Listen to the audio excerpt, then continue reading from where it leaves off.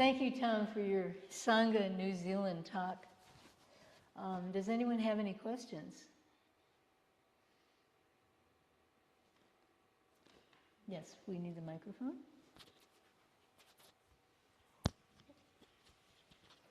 I was just curious because I'm still like pretty fresh. Yeah. Beginner's mind, I guess, always, right? But so you mentioned like the Sangha was like your marriage and your job, and so I always thought. What is a Sangha? I thought this was the Sangha, and I Right, guess it's okay. more than that. Sangha originally meant the community of monastics, but then it generalized. And now the way people use it, a lot of the times, is just any community you're in is a Sangha. So you could just think of it as community. In a marriage, it's a community of at least two. You know, sometimes you have kids. So yeah. Right. So Tom was using the word Sangha in the sense of just community. Whoever, you know, your job, your marriage, your friends, whatever. Yeah. And are there any other questions? Because if not, I can talk a little bit about Buddhist Sangha. There's a lot of people have an idea that the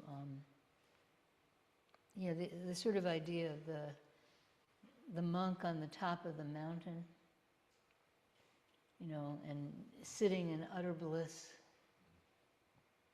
and that's what practice is. And I know when I started, I had that kind of idea. A lot of people, it's a very seductive idea. You know, you'll never feel any pain or suffering or sadness or whatever. But even if you're this monk, you know, in this cave or hut or whatever on the top of a mountain, you're being supported by a community. People are feeding you, people are taking care of you, you know. So we're always, you know, even if you're on a desert island and you're completely self-sufficient, there's still this Sangha that's supporting you. And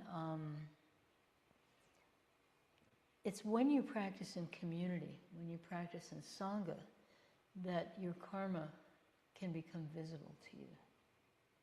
So a lot of times people have the experience when you're sitting in meditation.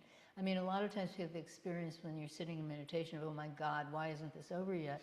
But then also there's the experience of sitting there and, oh, this is so wonderful, you know, like that. I must be in samadhi, this must be what samadhi is, that kind of thing. And then you know, the chukpi is hit, or Japan style, the bell is rung, whatever it is, and everyone comes out. And then you're pissed off at what somebody did, you know. You don't like something that happened. And that's your karma appearing. And if you're by yourself, that karma will not appear.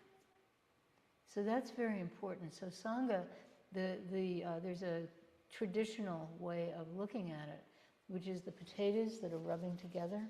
So in Korea, and it's not the only culture like this, you don't wash potatoes individually.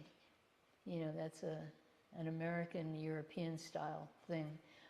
In a lot of cultures, the way you wash potatoes is you put them in a big tub with a lot of water, and you agitate the water with a stick.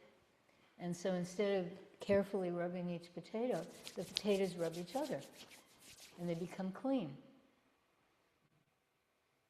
So that's what Sangha does. You know, we're all here, and sometimes we love each other, and sometimes we don't love each other. And all that stuff is, all our karma, we're just rubbing off each other's karma, you know? Just simply by being here. Sitting in silence on a retreat, you're in silence. And you still have all these dramas going on in your head. And then they lose their power over you.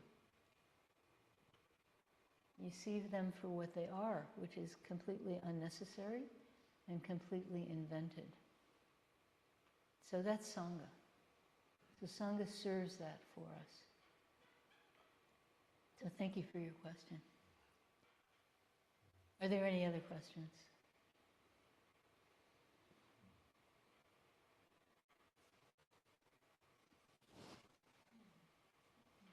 It's going to be really short.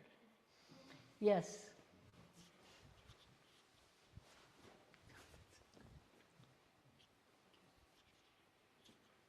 I think you said even if you were like on a desert island or something, you still have a sangha. And then you also said, if I'm hearing correctly, if you're, practicing alone, you don't have anybody to rub up against. But like, I don't know, when I practice at home, I hear cars or neighbors or Yes. there's still plenty of opportunities Exactly. to get upset about Exactly. things. So I guess maybe just all of that is part of your momentary sangha. Exactly. Yeah, you're on a desert island or an isolated island, and you're eating something, right? There are animals and there are plants around you. Yeah. Exactly. Thank you. Yeah. Is there anything else?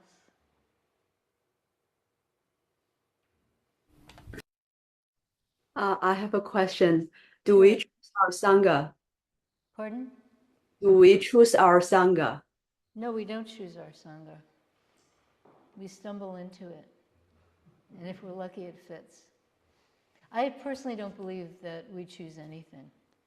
I just don't believe, if I look at my life and you think I choose to this, I don't think I chose anything. I think I just kind of something appeared and I walked into it. Like a door opens and you walk into it, another door opens, you don't walk into it. But I'm not a great believer in this concept of we choose. I think that that's a story that we make up so we can feel that we have some kind of control over our lives. That's my own personal feeling. Yeah.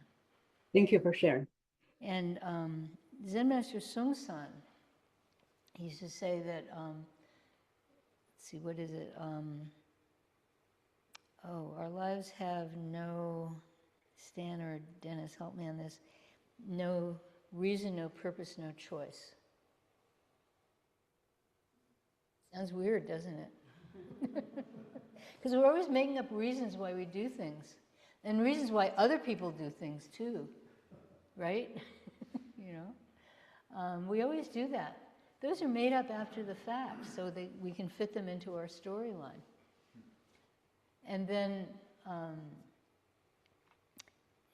we all have, everyone, well, not all the time, but a lot of the time we go around, this is my purpose.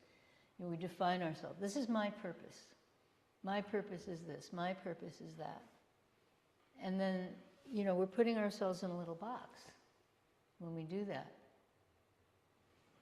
My purpose is, I don't know, even if you say my purpose is to save all beings from suffering. We do this vow. Sentient beings are numberless. We vow to save them all. We vow to liberate is a better word. We vow to liberate them all. If you say, my purpose is to liberate all beings, then you can't see any beings because you're just seeing your purpose. Did he not use the word meaning also in that? Yes. Yeah, I think I started with meaning, didn't I? I didn't hear that, sorry. Okay. Well, we can look at the video later and see. But I think I said no meaning, no purpose, no choice. But anyway, and then there's no choice. And so no meaning, then he'd go on to say no meaning means great meaning. That means your mind is open, it's wide. You're not restricted. No purpose means great purpose. Something appears that needs your help, that needs your function. You don't say, oh, well, my purpose is over there, you can act. And no choice means that if Tom discovers that he's not going to drive on the left side of the road in New Zealand, he doesn't get stuck on, but I chose to drive on the left side of the road and now I can't drive because this other guy needs to drive, and that's why I went to New Zealand, so I could experience, whatever. So this wide mind, there's this this wonderful koan from like, you know, I don't know, 1,300 years ago or something. This world is vast and wide. Why then, at the sound of a bell, do you put on the sevenfold robe? That is why, when there's a signal to go and practice, why do you put on these robes that we wear when we practice? This world is vast and wide, and you don't want to close anything off. You don't want to put yourself in a box. Well, maybe you do. A lot of people really like being in a box. That's how most people are. And then you come here and we say, A, you can get out of the box, and B, the box doesn't even exist. So, and I'll tell you a small story about that. So a long time ago, I was extremely, extremely disturbed. I don't know, half a century ago, actually. I'm really old. And I had been to shrink after shrink after shrink after shrink, and none of them could help me because I was verbally very facile. I was very clever, which is not the same thing as smart. And so I was able to evade all the ways they were trying to help me face myself because I was so facile with language. And then I had a Gestalt therapist, and they don't work with language. I mean, they do, but it's more like Kongan practice, where they put you in a situation and you have to deal with it, and the regular ways don't work, and all of a sudden all your guardrails come down. It was amazing.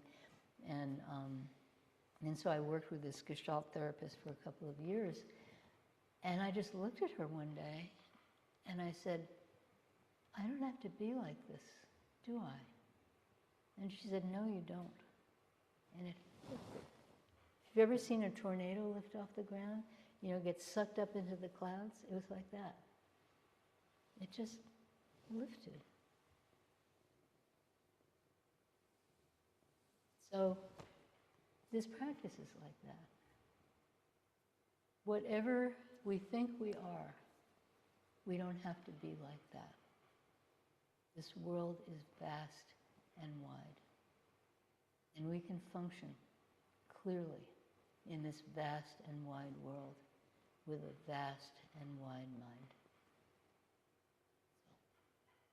It's a good place to stop. Thank you.